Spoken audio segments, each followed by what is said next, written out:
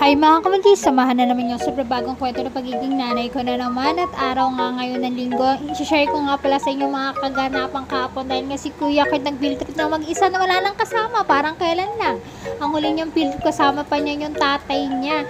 Ay nako, sino ba hindi mapupuyat?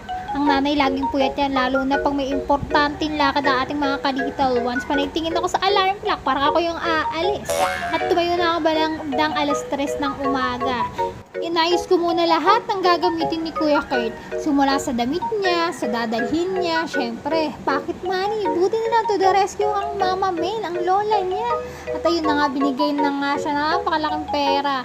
Makakalain ako, sabi ko, dati nga nagpipid trip ako, eto na yung baon ko. Ay ngayon, pati ba naman baon ngayon, nagmi-millennials, nagle-level up na din.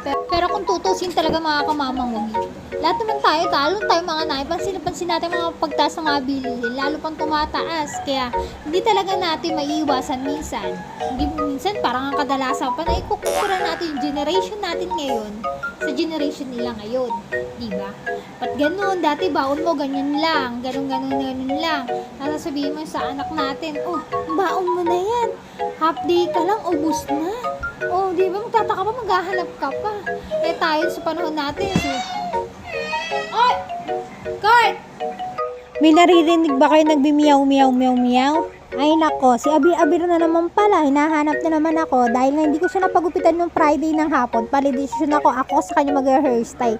Siyempre, kailangan natin ng patnubay ng ama. Nanalangin kami mag-ina bago kami umalis ng bahay. Nagpaalam na rin ako kay Arvin. Sabi ko, pa ako na maghahatid kay Kuya Kurt. Total, dun lang naman yun sa may kanto. Dun yung meeting place. O, yan. Anak, sabi ko maglakad na lang tayo. Total naman, 4:30 AM na. Malamig naman. Tsaka medyo maambon-ambon na pala yan. Buti na lang mga kamamang wagi ambon lang at tuminto naman kagad yung ambon. Ang bilis namin maglakad mag-ina at nandito na rin kami sa kanto. Sa kanto nga pala namin mga kamamang wagi na malapit sa meeting place ng mga bata kung saan paparada nga yung bus at hihintayin sila. At sa kanto nga pala namin mga kamamang wagi may malapit na fast food chain. O yun, bibili na rin ako ng pan-lunch niya, kakain niya. Tinanong ko na rin siya, anak ano orderin ko, anong gusto mo?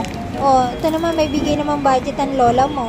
Yung sinabi niya sa akin, nagtanong din, ma ikaw, hindi ka ba order para sa'yo? Sabi ko, anak, hindi na ako order para sa akin. Sa'yo na lang, itong budget na to, bigay talaga sa'yo ni mama Min. O ayan.